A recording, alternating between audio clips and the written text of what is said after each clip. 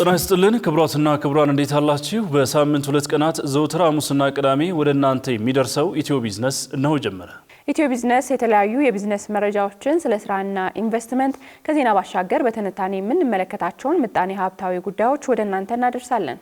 በዛሬ ቅዳሜ ኢትዮ ቢዝነስ መረጃዎቻችንን በአጫጭር ስለ ግምጃ ቤት ጨረታ፣ ኢንቨስት ኢትዮጵያን የተመለከተ ስለ ተኪ ምርቶችና የወርቅ ወጪ ንግድን የተመለከቱ ጉዳዮች ወደ እናንተ እናደርሳለን። በዝርዝር መረጃችን ደግሞ በኢትዮጵያ ስለተዋወቀው አዲስ የመኪና ብራንድ ወደ እናንተ የምናደርስ ይሆናል። ቃል ኪዳን ታደሰና ጥላሁን አያሌው አብረናችኋለን። አብራችሁን ቆዩ።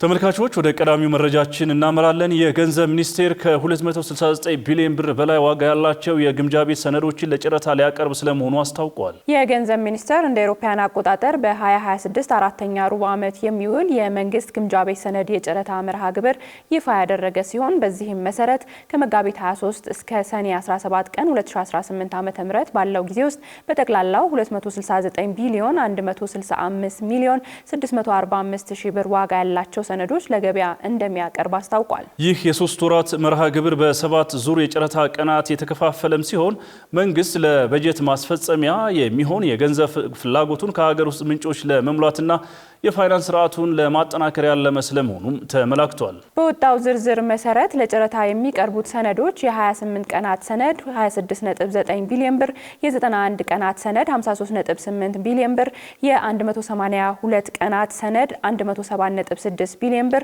እንዲሁም የ364 ቀናት ሰነድ 80.7 ቢሊዮን ብር ድርሻ ይዘዋል። ከነዚህም መካከል የ182 ቀናት ወይንም የ6 ወራት የብስለት ጊዜ ያላቸው ሰነዶች ከጠቅላላው የገንዘብ መጠን ውስጥ ከፍተኛውን ድርሻ በመያዝ ቀዳሚ ናቸው ተብሏል። ካፒታል እንደዘገበው ይህ በዝርዝር የወጣው የጨረታ መርሃ ግብር ባንኮች፣ የኢንሹራንስ ተቋማትና ሌሎች ባለሀብቶች የፋይናንስ እንቅስቃሴያቸውንና የኢንቨስትመንት እቅዳቸውን አስቀድመው እንዲያዘጋጁ የሚያስችል መሆኑ ተገልጿል።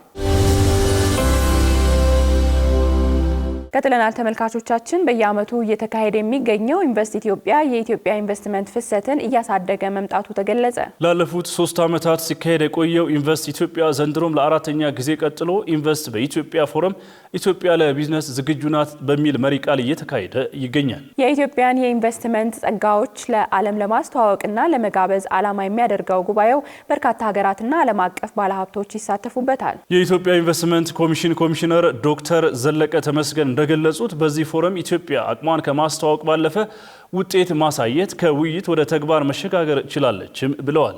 ለዚህም እንደ ማሳያ ባለፈው ዓመት የተካሄደውን በኢትዮጵያ ኢንቨስት ያድርጉ ፎረምን ከ58 ሀገራት የተውጣጡ ከ750 በላይ ተሳታፊዎች የተገኙበት ሲሆን ከ1.6 ቢሊዮን የአሜሪካን ዶላር በላይ የሚገመት የኢንቨስትመንት ቃል ኪዳን መገኘቱን ጠቁመዋል። በተለይም በሀገር በቀል የኢኮኖሚ ሪፎርም አማካኝነት በማክሮ ኢኮኖሚ ፖሊሲ በሕግ ማዕቀፎችና በተቋማዊ አሰራሮች ላይ የተደረጉ ማሻሻያዎች ለዘርፉ መጠናከር ትልቅ መሰረት መጣላቸውንም ተናግረዋል። ወደ ትግበራ የገቡ በርካታ ኩባንያዎች በአሁኑ ወቅት ምርቶቻቸውን ለዓለም አቀፍ ገበያ ማቅረብ መጀመራቸውንም ገልጸዋል።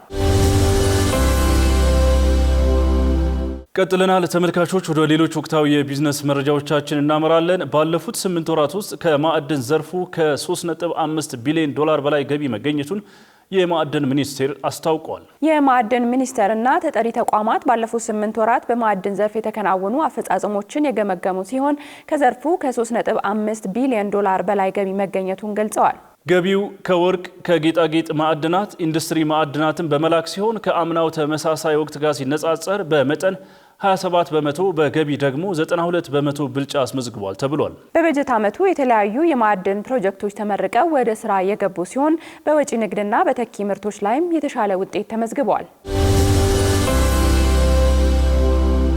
በተኪ ምርቶች ከ4 ቢሊዮን ዶላር በላይ የውጭ ምንዛሬ ማዳን መቻሉ ተገለጸ። በ2018 በጀት ዓመት ባለፉት 8 ወራት ውስጥ ተኪ ምርቶች ላይ በተሰራው ስራ ከ4 ቢሊዮን ዶላር በላይ የውጭ ምንዛሬ ማዳን መቻሉን የኢንዱስትሪ ሚኒስቴር አስታውቋል። በ2017 በጀት ዓመት ወደ 6.82 በመቶ የደረሰው የአምራች ኢንዱስትሪ ዘርፍ የኢኮኖሚ ድርሻ ዘንድሮ ከ7 በመቶ በላይ ይሆናል ተብሎ እንደሚገመትም ተመላክቷል። በአሁኑ ወቅትም የአነስተኛ መካከለኛና ከፍተኛ አምራች ኢንዱስትሪዎች ብዛት ከ27000 በላይ መድረሱም ተገልጿል። ከውጭ የሚገቡ ምርቶች በሀገር ውስጥ በመተካት ዘርፉን የማበረታታትና የማዘመን ስራዎችም ተጠናክረው እንደሚቀጥሉም ተጠቁሟል። በዚህ በዚህም በ2018 በጀት ዓመት ባለፉት 8 ወራት ተኪ ምርቶች ላይ በተሰራ ስራ ከ4 ቢሊዮን ዶላር በላይ የውጭ ምንዛሬ ማዳን መቻሉን ሚኒስተሩ ገልጿል።